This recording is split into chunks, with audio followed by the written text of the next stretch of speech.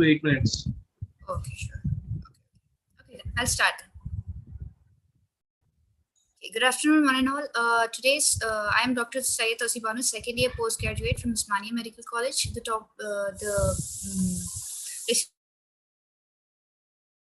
The study is evaluation of different diagnostic modalities in the detection of malaria to tertiary care hospital, Hyderabad. So coming to malaria is a major health problem with over 5 million case reports in India. Malaria is a vector-borne protozoan disease transmitted by the bite of a female Anopheles mosquito. It's caused by five different species of the genus Plasmodium, which include the Falciparum, Vivax, ovale, Plasmodium malaria, and knowlesi, among which Plasmodium falciparum is the most severe with higher mortality rates, while Plasmodium vivax is the commonest infecting malarial parasite in Asia, including India, Pakistan, Sri Lanka, Bangladesh. Usually, microscopy and RDT are the RDT, which means the immunochromatographic assay, is the mainstay for diagnosing malaria in endemic regions, while quantitative buffy coat analysis is very much used to diagnosticate in tertiary care centers where fluorescent microscopes are available. The Kawamoto technique is a fluorescent staining method for demonstrating malarial parasites. The blood smears are stained with acridine orange, which fluoresces the parasite apple green within the infected RBCs. Accurate diagnosis of malaria followed by prompt treatment interrupts the transmission of the disease and is essential to eliminate malaria. The present study is undertaken to evaluate different diagnostic modalities for early detection and prevention of malaria.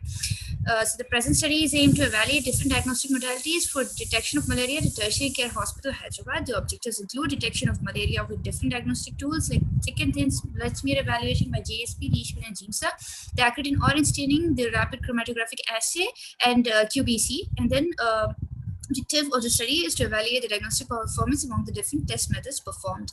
This is a cross-sectional study of total of 60 patients who have presented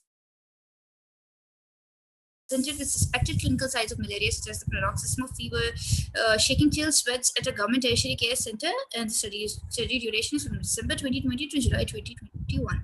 The inclusion criteria include patients presenting with clinical signs of malaria, such as paroxysmal fever, shaking chills, and sweats, and of any age or any sex, and who are willing to give consent.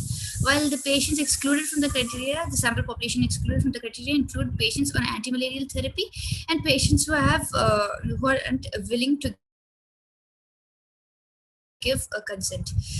Coming to methodology, 5 ml of blood was collected from patients with clinical suspicion of malaria, following all universal precautions and labeled appropriately.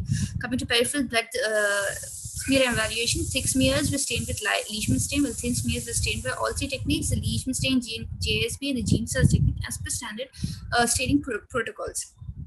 Assessment of the presence of malarial parasite was done by thick smear evaluation, while thin smear examination was done for the species differentiation and morphological details of the parasite.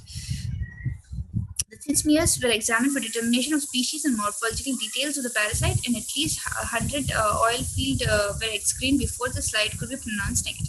Coming to the Kawamoto technique with acridine orange stain, thin smears of collected blood samples were stained by acridine orange as per standard protocols and visualized under fluorescent microscope of objective 40x.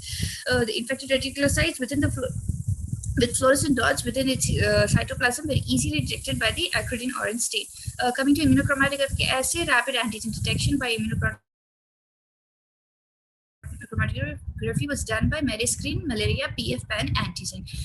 The test was performed as per kit instruction manual and interpreted accordingly. Coming to QBC examination, blood was collected in a capillary tube coated with fluorescent dye, which was subjected to microhematocrit centrifugation, and after centrifugation, the buffy coat in the centrifuge capillary tube was examined directly under the fluorescent microscope. Acridine orange stain malarial parasite appeared bright green within the parasitized erythrocytes concentrated within the small area of the buffy coat. The results of the tested methods were interpreted and diagnostic performance of each test was evaluated. Coming to the result, out of total 60 samples collected, malaria was detected in 15, which accounted for 25% by peripheral smear examination. Plasmodium falciparum infected RBCs with characteristics Morelda's, as shown on the right, were detected in just one sample, which accounted for 1.66%. While Plasmodium vivax is the most frequently diagnosed malarial parasite in about 23%. Out of the 15 smear positives, Leishman staining showed 25% positivity, and GIMSA accounted for 25%, and GSP accounted for 21.6%. Fluorescent staining by Cowmorder technique demonstrated malarial parasites in 14 patients, which accounted for 23%. The graph on the right depicts the same. These are pictures from the study where one can see PY-Vax on the with Leishman stain and PY-Vax trophozoite on GIMSA stain on the right, and this is PY-Vax female camptocyte seen on JSP stain, while acrotin orange stain by Cowmorder technique had a demonstrated fluorescent PY-Vax ring form. In the present study, RDT positives detected were detected in 20%, while QBC technique suggested 8 positives among the 6 samples, which accounted for 13.3%. This is a picture from the study which depicts QBC. On the left, we have a QBC negative sample, which shows an even granulocyte and RBC interference layer, but on the right, it shows fluorescent parasites within the usually quiescent RBC layer. As we had discussed, this graph depicts the 25% positivity shown by peripheral smear, where the lowest was seen by QBC, which accounted for 13%. The sensitivity and specificity of each assay has been depicted in the present picture, with RDT showing about 80% sensitivity and 97% specificity, QBC demonstrating 53.3% and 100% specificity, while Cowmorder technique was on par, showing 93.3% sensitivity and a specificity of 100%. Coming to discussion, accurate diagnosis of malaria followed by prompt treatment, as discussed, had interrupts transmission and is crucial for eliminating malaria. Eliminating the reservoir of infection is an important strategy for malaria elimination. This can only be achieved through an efficient point of care test at a lower cost. Under the National Vector-Borne Control Disease Program of India, microscopy is a mainstay of diagnosis. IDTs are usually used in peripheral centers where workforces can gain early diagnosis as an emergency, the wake of falciparum malaria. In the present study, out of 60 patients tested, microscopic examination of the peripheral blood smears by GIMSA and Leishman demonstrated 25% positivity, while GSP demonstrated 21.6%. Conventional staining procedures helps in species-specific identification, the demonstration of various stages of malarial parasites in the peripheral blood. Screening peripheral smears with conventional staining techniques requires an expert microscopist with a relatively longer learning curve and a prolonged duration to screen the prepared slides for parasites. The Cowmorder technique was relatively easier to perform and required lesser time for screening a stained smear. The sensitivity and specificity of the assay was comparatively similar to the previous studies done by Hittet et al. In 2002 and Kimura et al. In 2018. A quick analysis of Cowmorder technique has suggested in the study includes the advantages, which you can see they are quantitative assays. It's easier to perform, and there's a lesser strain on the microscopist. It requires lesser expertise, and the learning curve is lesser. The time to diagnose was on par with RDTs, which accounted for 15 to 20 minutes. The drawbacks included that the lab needs a provisional fluorescent microscope. The slides usually get over and understained, which is similar to one of the studies of Craig, Emmett, and Sharp BL. The slides had to be examined immediately after staining, and the drawback was it was not so species specific. Coming to RDTs are simple rapid assays, and in the present study it had shown 20% positivity. RDTs were the sensitivity and specificity of RDTs in the present study was similar to previous studies. And coming to a quick analysis of RDTs, the advantages we had found were it was simple rapid test, was easier to perform with lesser expertise required. The results obtained in 15 to 20 minutes, and it was species specific. The drawbacks included that it was costly to procure the conventional reagents, and it's not such a quantitative assay. So RDTs were extremely useful for rapid diagnosis of malaria where microscopy is not available, or where laboratory staff are not experienced in malaria diagnosis by microscopy.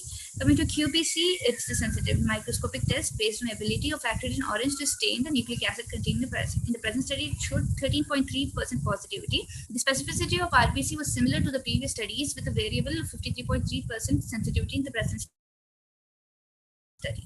The advantages of QBC included it was rapid, it was easier to perform, it had required lesser expertise, there was a shorter time for diagnosis, and was useful in detection of malaria in cases with low parasite load, as had reported by Kuldeep et al. It's a costlier procedure to procure than conventional reagents, which is a drawback. It is not a quantitative assay, and it's not efficient in species specific identification. So QBC with its high specificity coupled with enhanced speed in detecting malarial parasite was a definitive advantage in laboratories which screen large number of malaria samples. So to conclude, our test reliable diagnosis of malaria is essential, as has been told, for accurate diagnosis and specific treatment. A diagnostic test for malaria should be specific, readily available, and should have a rapid turnaround time and should be inexpensive. In the present study, we had noticed that the expert hand microscopy is efficient for detection of species-specific differentiation of the parasite. Accurate knowledge was notably advantageous with prompt and quicker evaluation of blood smear, which definitely had an advantage in laboratories equipped with fluorescent microscope.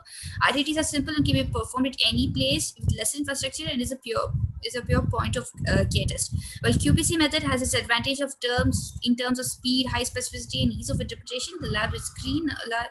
Therefore, it is quite advantageous in labs which screen large number of samples. So, coming to conclude, in the present study, Acridine Orange showed positive sensitivity and specificity of 93.3% and 100% respectively, which was on par with the gold standard peripheral smear examination by GIMSA and Leishman stain.